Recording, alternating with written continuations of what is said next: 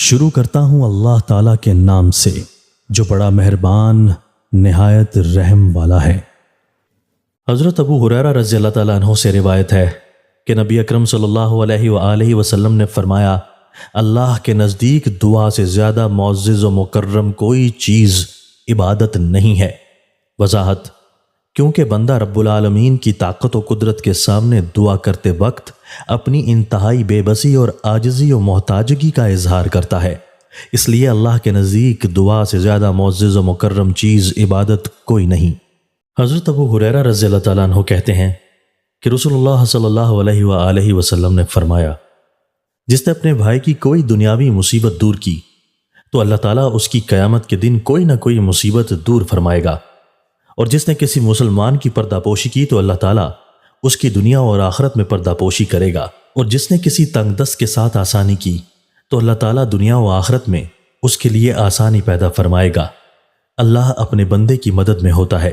جب تک وہ بندہ اپنے بھائی کی مدد کرتا رہتا ہے، اور جو ایسی راہ چلتا ہے جس میں اسے علم کی تلاش ہوتی ہے تو اللہ تعالیٰ اس کے لیے جنت کا راستہ ہموار کر دیتا ہے۔ اور جب قوم لوگ مسجد میں بیٹھ کر کلام اللہ قرآن کی تلاوت کرتے ہیں اور اسے پڑھتے پڑھاتے سمجھتے سمجھاتے ہیں تو اس پر سکینت نازل ہوتی ہے، انہیں رحمت الہی ڈھانپ لیتی ہے، ملائکہ انہیں اپنے گھیرے میں لیے رہتے ہیں۔ جس کے عمل نے اسے پیچھے کر دیا تو آخرت میں اس کا نسب اسے آگے نہیں بڑھا سکتا۔ وضاحت: یعنی یہ کہنا کہ میں فلاں خاندان کا ہوں، اس کے کہنے اور سمجھنے سے اس کا رتبہ و مرتبہ بلند نہیں ہو جائے گا، بلند ہوگا تو قرآن پڑھنے، سمجھنے اور اس پر عمل کرنے سے ہوگا۔ حضرت امام مالک بن انس سے بطریق ارسال روایت ہے کہ رسول صلی اللہ علیہ وآلہ وسلم نے فرمایا کہ میں نے دو چیزیں تمہارے میں چھوڑی ہیں، تم جب تک ان دونوں کو مضبوطی سے تھامے رہو گے کبھی گمراہ نہ ہوگے، وہ ہیں کتاب اللہ اور اس کے رسول کی سنت۔